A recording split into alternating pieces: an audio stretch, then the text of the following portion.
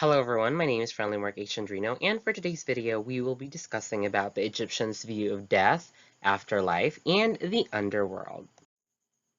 Before we go on with our discussions about how the Egyptians or the ancient Egyptians viewed life after death and also like the underworld, we need to look into the roots as to how such beliefs and practices were crafted or how they originated. By looking at that, we can understand, the main reasons why they have those beliefs in return. So basically, we need to look into how Osiris, the major god of the underworld, became the god of the underworld and the land, or the land of the dead. So Osiris and his sister turned wife Isis are one of the major gods or the key gods that rule the underworld along with other gods as well. So this is the story. Osiris administrated the world efficiently, co-ruling with his sister wife Isis, and decided where the trees would best grow and the water flow most sweetly. He created the land of Egypt in perfection with the Nile River, providing for the needs of the people. In all things, he acted in accordance with the principle of Ma'at, or harmony. By the way, Ma'at is also one of the goddess of the underworld. We're going to learn about her later on as well, and honored his father and siblings by keeping all things in a harmonious balance. His brother Set became envious of the creation, however, and also of Osiris's power and glory. He had his brother's exact measurements taken in secret and then ordered an elaborate chest created precisely to those specifications. When the chest was completed, Set threw a great banquet to which he invited Osiris and 72 others. At the end of the party, he offered the great chest as a gift to one who could best fit inside it. Of course, Osiris fit perfectly, and once he was inside the coffin, Set slammed the lid on tight and threw it into the Nile River. He then told everyone that Osiris was dead and assumed the rule of the world. Moving forward, Isis refused to believe that her husband was dead and went searching for him, finally finding the coffin inside a tree at Byblos. The people of the land were glad to help her retrieve the coffin from the tree, and for this, Isis blessed them, as they later became the principal exporters of papyrus in Egypt, because it is thought that this detail was added by a scribe to honor the city, which was so important to the writer's trade. So basically, this is how myths influence real world experiences or real world events. They mirror those events and those experiences of the people as well. She brought the body back to Egypt and set about gathering the herbs and making the potions which would bring Osiris back to life, leaving her sister Nephthys to guard over the place where she had hidden the body. Osiris was brought back to life by Isis, but there is a big but. Because he was incomplete, he descended to the underworld to become the righteous judge and ruler of the land of the dead. And that leads us to how Osiris, along with other gods, managed or manages the underworld. So these are the major, like the gods and or the deities of the afterlife or the underworld. So the first one we have Osiris. He is the major god of the afterlife. He is also known as the god of the dead, and he is usually depicted as a mummy with a crown on his head and his hands present holding scepters. He is depicted in this manner because in the Egyptian mythology, he became the god of the underworld after his brother Seth killed him to gain his throne. Diba? His body was he was disembodied, and then like some parts of his body were missing. It was Isis, his sister and wife, that was able to bring him back to life through magic. He is also considered the god of agriculture, considering the fact that he and Isis ruled and also like decided where to plant the trees, and also they blessed the people living along the Nile River as well. Because of his death and resurrection is also associated with seed and regrowth of the seed. Oftentimes, the color of his face is green, black, or gold. Osiris was considered one of the most important Egyptian gods because, quote unquote, he symbolized the triumph of life over death. Diba? He was revived, he was resurrected from death to life. He was also a judge of the deceased and would not let any criminal journey to the pleasures of the afterlife. In Egyptian mythology, we also have another god or goddess or another deity. Um, Isis was both sister and wife to Osiris and also the mother of Horus. Horus is another god, but we're going to talk about him in the preceding slides. The Egyptians believed when she found her husband Osiris murdered by Seth, his brother, she bound the pieces of his body with linens and used her magic, quote unquote, to bring back to life in a limited way. Isis is noted as the first to perform mummification process, diba? Egyptians are well known in their mummification process, and then there are still mummies that still exist today, in the museums. So it was believed that Isis was the first person or the first deity to perform mummification, and then that practice, was translated or that was then, practiced by the Egyptian people as well as the time went on. So she is also known for her devotion to her son Horus, as depicted in the statue with him sitting on her lap. As you can see the statue here, Horus was sitting on her mother's lap. She eventually was able to gain the throne back for her son Horus and have Seth thrown out of the kingdom. Quote unquote, with determination, cunning, and also a little magic, she was able to ensure that her son succeeded to the throne of his father. The story of Isis and Osiris is a love story, a story of triumph over death, and the victory of good and right over brute force. Their story is one of the most cherished in Egyptian mythology. Isis has also been pictured with a throne emblem on her head. As you can see, she has like a throne emblem because her name literally means, quote unquote, female of throne or the queen of the throne. It is also believed that Isis is the brightest star in the sky, Sirius, called Sopid by the ancient Egyptians.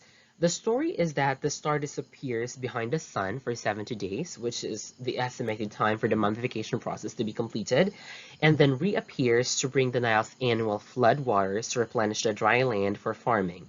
This is symbolic for the deceased for birth into the afterlife. Diba?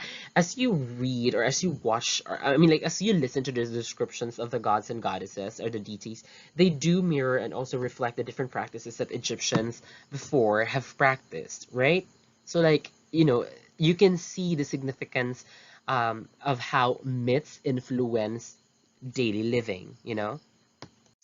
So moving forward, we have another deity. We have Horus. He is a falcon-headed sky god and the son of Osiris and Isis. Horus was also said to be the fifth son of Nut and Geb in another tale. So there are like different versions as to how Horus existed. Over the centuries, his story and attributes blended together. The tale that still remains is he was raised by his mother Isis, hidden because his father, King Osiris, was killed by his brother Seth, or, his uncle. Um, so, when Horus grew up, he reclaimed his father's throne with the help of his mother. There was a struggle for the throne because Seth did not want to give up the throne. But in the court of all the gods, Horus rightfully became the king.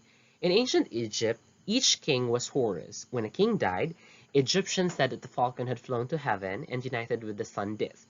The next king became Horus. Like the hawk, the king was a fighter, a warrior. This is why Horus, when shown as a hawk-headed man, wears an armored breastplate. Moving forward, we also have another deity, Anubis.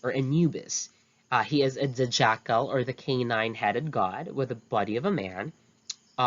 Also, he is the headed god, or I mean, like the canine-headed god of embalming. During embalming ceremonies, the main priest would have to wear a jackal mask and chant prayers while the process of evisceration took place. So basically, this is in honor of Anubis. It was believed Anubis had invented the embalming process for King Osiris, the first mummy. Um, Other resources credit Isis was the first to perform mummification on the king Osiris, and that Anubis came soon after. Like there are different variations, or like there are different versions of the story. So yeah, this is another version of that. He was sometimes depicted as the full black canine with long sharp ears, or just with a head or of the canine, as in the photo you can see here, right? So like probably like he looks like a dog or a canine. The black color of the canine may be symbolic of the discoloration of the deceased body after mummification, or it could also refer to the quote-unquote the rich dark soil of Egypt from which new growth came every year. Valuing their dogs as companions, the Egyptians would often have their dogs mummified and buried with them. So like the Egyptian society, puts a lot of emphasis, puts a lot of value to the animals that they have as well. The next deity is the goddess Ma'at, diba? As I have mentioned earlier. So Ma'at is one of the key gods in the underworld. So she was the goddess of truth, justice, and also balance. She was represented by ostrich feathers and was the goddess that would judge the deceased in the final phase of the trial to cross into the afterlife. The deceased heart would be weighed against Ma'at. This is the process. And then if they were found to balance with the weight of the feather, then the person had led a good life, good and decent life while on earth, and could enter into the afterlife. However, if the heart did not balance, or if the heart was heavier against the feather or the ma'at, diba, then the devourer would consume it. We will know later on who the devourer is. So another resource describes Ma'at as the wife of Thoth, the god of wisdom. Both Ma'at and Thoth are responsible for weighing the heart of the deceased soul to determine if they are worthy of the afterlife. Next is we have Ahimite. He is the underworld. She is the underworld goddess, also known as the devourer. So she is the one that's going to devour the heart of the individual who cannot pass the weighing of the heart process in the underworld. So, taking the form of part lion, crocodile, and hippopotamus, she devours the souls of the unworthy dead. The belief was Ahimite awaited the deceased whose hearts failed the test when weighed against Ma'at. Other resources say Ahimite was not worshipped and not considered a goddess, but she is what Egyptians feared, quote unquote, threatening to bind them into eternal restlessness if they did not follow the principle of Ma'at. The Egyptians would prefer or refer to her as a demon, yet she destroyed evil as a force of the good. She was also depicted as a guard for the lake of fire, where the unworthy hearts were cast. In this depiction, she was more of the guard of the lake of fire so that the unworthy could not escape. Moving forward, we have Nehebkau or Nehebkau. Um, he is known as the god of protection and magic for the pharaoh and all the Egyptians in both life and in the afterlife. He is also associated with a god that unites as the god that unites the deceased with their ka, and his name comes from the ancient Egyptian word for yoke together, diba? To form together or to unite. His symbolic form is a snake with arms and legs, probably half human or a snake with wings. Egyptians would pray to him to protect or cure them from the venomous snake bites, diba? So like you can see the representation, right? So because he has like the snake-like body, um, then they associated him with healing them from venomous snake bites. So they would pray to Nehebkau so that they could be healed, right? In the afterlife, he was the god thought to feed the pharaoh and the other deceased who were found worthy and good. The drink known as the milk of life, quote unquote, was a magical drink that could heal the deceased if they had been bitten by a poisonous animal, whereas the liquid Nehebkau would offer to the deceased if needed. The myth of Nahabkau was he was bound to the sun god swimming around in the primeval waters before the world was created. Another myth was that he swallowed seven cobras and was able to use them for his magical power, thus making him so much powerful that the god at them.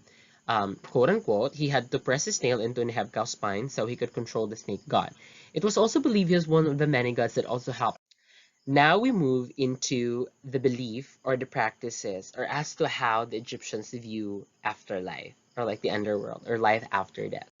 The ancient Egyptians believed that life on earth was only one part of an eternal journey which ended not in death but in everlasting joy. They believe that it is a process. Diba? Death is not the end of everything. Okay? That's their belief. When one's body failed, the soul did not die with it, but continued on toward an afterlife where one received back all that had thought lost, diba? Everything that was thought to be lost was then reclaimed or received back when the person dies.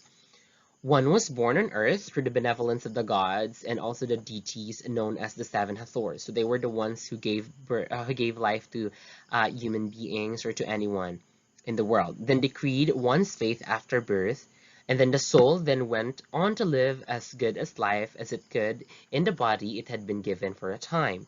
When death came, it was only a transition to another realm, where if one were justified by the gods, one would live eternally in a paradise known as the Field of Reeds. Also, it is called the Field of Offerings. It is known to the Egyptians as Aaru. I don't know if it's the correct pronunciation. It was the mirror image of one's life on earth. So basically, what you did on earth will actually go back, will actually be manifested to you as well when you die. The aim of every ancient Egyptian was to make that life worth living eternally, and as far as the records indicate, they did their very best at that. So the Egyptians believed that death was only a transition, not a completion, and it opened the way to the possibility of eternal happiness. When a person died, the soul was thought to be trapped in the body because it was used to this mortal home. Now, spells and images painted on tomb walls, known as the coffin text, the pyramid text, and the Egyptian Book of the Dead, and also the amulets attached to the body of the dead were provided to remind the soul of its continued journey and to calm it and direct it to leave the body and proceed on. So before we go on, so the coffin texts, by the way, are 1,185 different incantations and other forms of religious writing inscribed on coffins, so they were written on the coffins, to help the deceased navigate the afterlife. The pyramid texts, on the other hand, is a collection of Egyptian mortuary prayers. It also included hymns and also spells intended to protect a dead king or queen and ensure life and sustenance in the hereafter.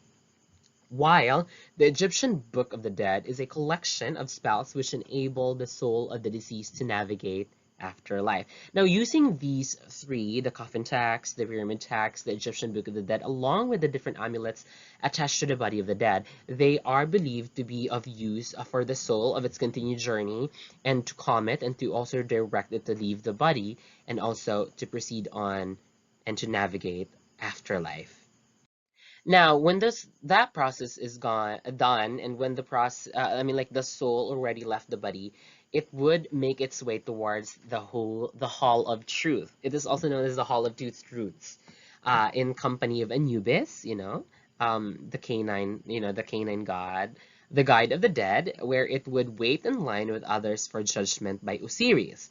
Now, there are different versions of what would happen next, but usually the most popular story was that the soul would make the negative confessions in front of Osiris, in front of Thoth, Anubis, and the 42 judges. Now, what are the negative confessions? The negative confessions are a list of 42 sins against oneself, others, or the gods, which one could honestly say one had never engaged in. Um, so, according to the text that I've read, historian Margaret Bunson notes how, quote, the confessions were to be recited to establish the moral virtue of the deceased and his or her right to eternal bliss. So basically, you do the eternal confessions in order for the gods to assess if you are worthy of proceeding to the next phase or to the next step where you can attain, the pleasures of the afterlife. So the confessions would include statements such as, for example, I have not stolen. I have not stolen the property of a god. I have not said lies. I have not caused anyone to weep. I have not gossiped. I have not made anyone hungry, and many others. So these confessions are used by the gods to assess whether a soul is worthy to enter the field of reeds or like to proceed to the next phase. Okay? So, after the negative confessions were made, Osiris, Thoth, Anubis, and the 42 judges would confer. So they would talk among themselves. And if one's confession was found acceptable, then the soul would present its heart to Osiris to be weighed in the golden scales against the white feather of truth, which is also known as the Ma'at, which translates to harmony. Okay, so this is now the process of the weighing of the heart, right? So if one's heart was found to be lighter than the feather, one moved on to the next phase. But meaning to say, if your heart is, if your heart is lighter than a feather, then you did not do anything wrong. You did not committed anything that is against the confessions, the negative confessions, right? You lived or you led a good life while you were still on earth, and you are worthy to proceed to the next phase. However, if one heart was heavier than the feather, then it was thrown to the floor, where it was eaten by Amut, the female devourer of the dead. So when the heart was eaten by Amut, this process resulted in the Great Death. which is non-existence. There was no hell in the Egyptian afterlife. They did not believe in hell, or eternal damnation through hell, but they believe in non-existence, and that they consider non-existence as the worst fate of any kind of eternal damnation. Okay, so the great death, or like non-existence, is eternal damnation for them. Now, if the soul passed through the weighing of the heart, it moved on to a path which led to the lily lake, which is also known as the lake of flowers. Now, there again, there are quite a number of different versions of this, of what could happen to the path. Like in some versions, it's stated that one finds dangers to be avoided and gods to help and guide, while in others, it is an easy walk down the path, or the kind of path which would have known, which would take you back home. But like the most recurring version was that at the shore of the Lily Lake, the soul would meet the divine ferryman named Raf Ref. I don't know if that's the correct pronunciation, but like the equivalent, or the English equivalent for that, for his name, is he who looks behind him, who was perpetually unpleasant, meaning to say he doesn't really look that good. He looks gory. But like the soul would have to find some way to be courteous to Raf Raf, no matter what unkind or cruel remarks he made, and show oneself worthy of continuing the journey. So this is yet another kind of test as to the morality, the ethics, the values that the soul holds dear, or like the soul has. So if you do not pass this phase, then you will not proceed to the field of reeds. But if you successfully proceeded to this test, I mean, like if you successfully, pass this test, then you will be proceeding to the field of reeds. So the soul was then brought across the waters to the field of reeds. Here, one would find those loved ones who had passed on before, one's favorite dogs or cats, gazelles or monkeys, or whatever pet one had lost during, their life on Earth. One's home would be there as well, right down the I'm sorry, I was lost. Right down the lawn, the way it had been left. Also, one's favorite tree, or even the stream that ran behind the house. So basically, this is like a reflection of the things that you can usually found when a person was still alive. So, in the field of reeds, one could enjoy an eternity of the life one had left behind on Earth, in the presence of one's favorite people, animals, and most loved possessions. And all of this in the immediate presence of the gods. So basically, the field of reeds is like the resting place of everlasting joy, pleasant sceneries, and also like a great life after, life after death for those who are worthy, and for those who are able to pass the different tests of the afterlife. And that concludes our discussion for this particular topic. I thank you everyone for listening. Bye bye for now. Have a good one, y'all.